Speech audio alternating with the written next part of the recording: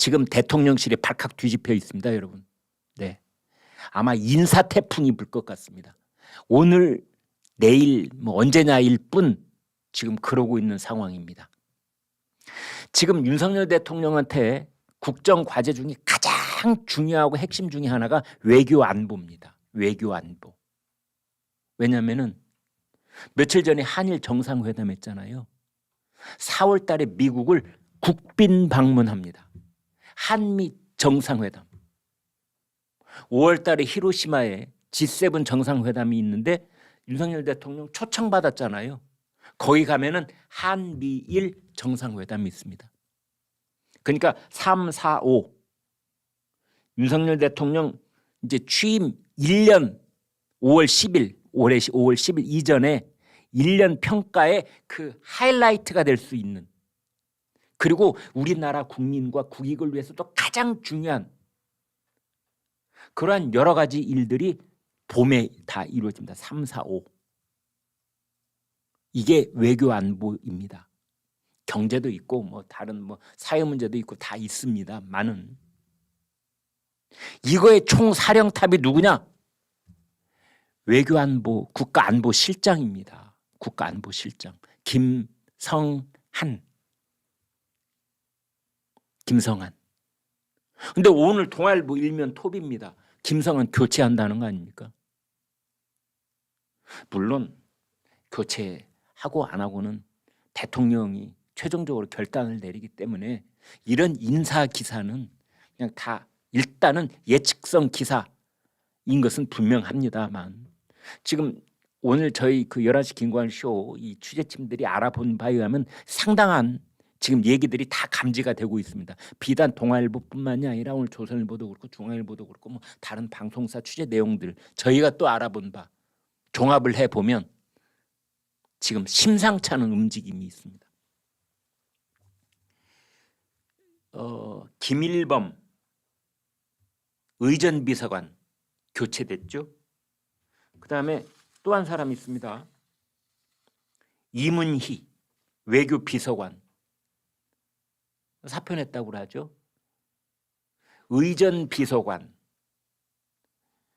외교비서관, 이 두 사람 하는 일이 뭐죠? 그렇습니다. 정상회담 준비하고 진행하고 사후에 모자란 거 사실 시정 조치하고 제일 중요한 사람들입니다. 한일 정상회담이 됐든 한미 정상회담이 됐든 G7 정상회담이 됐든 청와대에 라꾸라꾸 침도 갖다 놓고 날밤을 새면서 일을 해야 될 가장 핵심적인 요인 두 사람만 뽑으라면은 한 사람은 의전비서관, 한 사람은 외교비서관인데 두 사람이 다 갈리는 겁니다.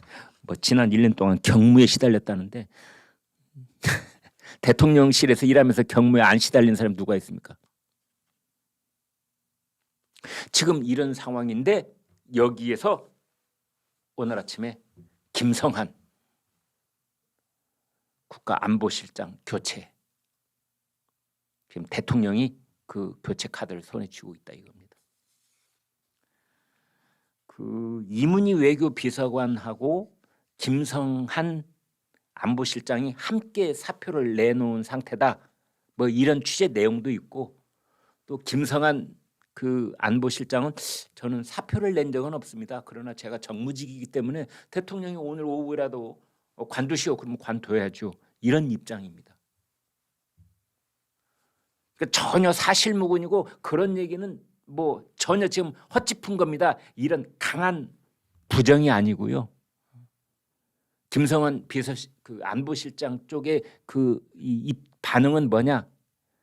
제가 사표 낸 건 아닌데, 그러나 뭐 대통령이 관두라면 관둘 수밖에 없는 게 정무직이지요 정도의 뉘앙스거든요. 그러니까 김상한 안보실장도 어느 정도 지금 용산 분위기를 알고 있다, 그런 뜻이 되겠습니다.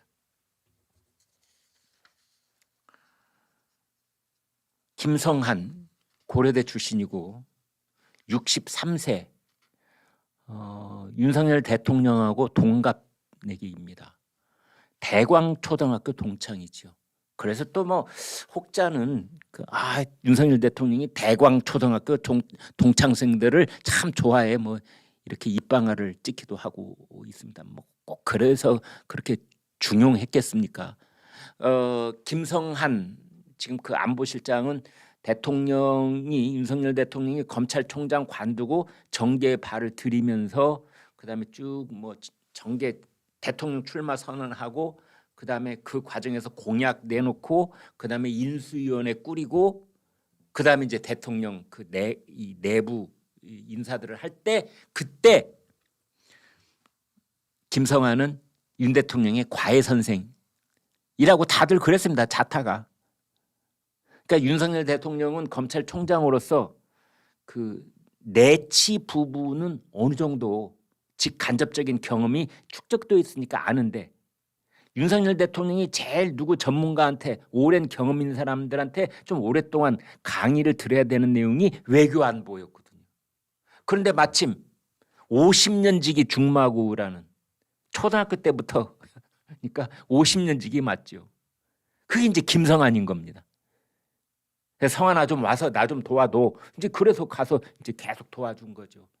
이런 외교 문제는 이렇고 저건 이렇고 이제 그렇게 되어 있었다는 겁니다. 그런데 여기에는 대통령 안보실에 김성한 63세 실장 그 밑에 안보실 차장이 있습니다. 2인자. 이게 김태효, 김성한, 김태효. 김태효는 서강대 출신입니다. 그래서 뭐 대학 이 선후배는 아닙니다. 김성한하고. 김태효는 올해가 57세, 56세.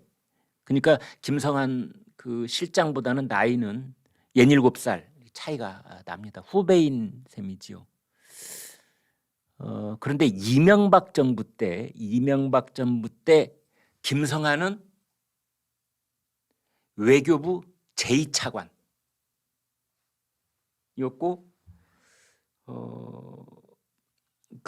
이 김태효는 이명박 청와대에서 대외 전략 비서관을 했습니다.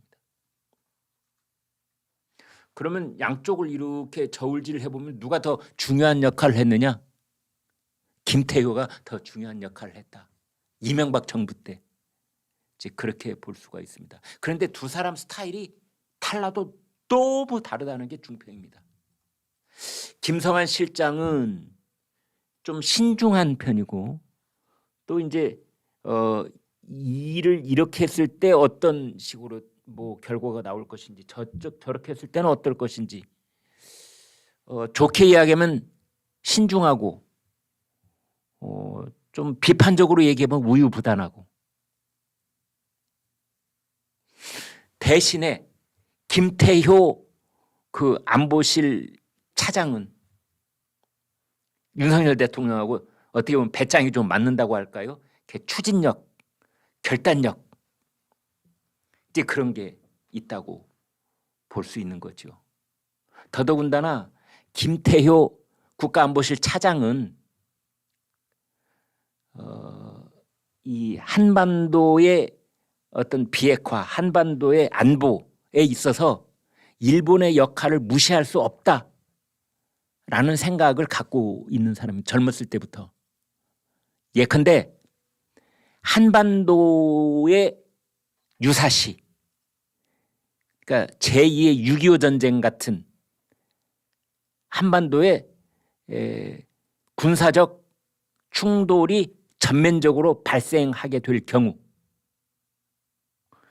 일본이 어떤 방식으로든 개입할 수밖에 없는 건 불가피한 일이다 라는 생각을 갖고 있는 겁니다. 그래서 그 지소미아 그러니까 한일 군사정보 보호협정을 맺을 때 주도적인 역할을 했던 사람이 김태효인 겁니다. 이번에 강제징용 해법 및 한일 정상회담에서도 아자 주도적인 역할을 한 사람이 김태효, 김성한 실장보다. 그래서 윤석열 대통령 입장에서 본다면 그래 나의 50년 직위이고 내가 대통령 될 때 나의 그 외교안보 분야의 과외 선생님이었던 내 친구 김성한, 성한이를 내 국가안보실장으로 같이 일을 좀 해달라고 했지만 지난 1년 일을 해보니 이제는 김태효하고 더 무게중심을 좀 실어야 되겠구나. 이런 생각을 윤석열 대통령이 했을 가능성이 있다. 이제 이런 겁니다. 그래서 또 뭐 여러 가지 얘기가 나오고 있는데요. 그 우리나라 그 여성 걸그룹 중에서 지금 전 세계적으로 가장 상한가를 치고 있는 걸그룹이 블랙핑크입니다. 블랙핑크. 여기는 뭐 유튜브에 뭐 하나 띄우면은 단기간 내에 수억 조회 기록하고 그렇습니다. 그러니까 그 여성 BTS라고 할 수 있을 정도의 세계적인 명성을 누리고 있는 그 걸그룹이 블랙핑크입니다. 그래서 또 이제 미국을 대표하는 여성 가수 중에 레이디 가가, 여러분 들어보셨을 겁니다. 레이디 가가하고 블랙핑크. 윤석열 대통령이 워싱턴을 국빈 방문해서 백악관에서 공식 만찬을 했을 때 블랙핑크와 레이디 가가를 합동 공연을 하도록 하자. 이런 얘기가 지난 1월 달에 있었다는 겁니다. 예, 지금 사진에서 보시는 저건데요. 저 사람들이 이제 블랙핑크입니다.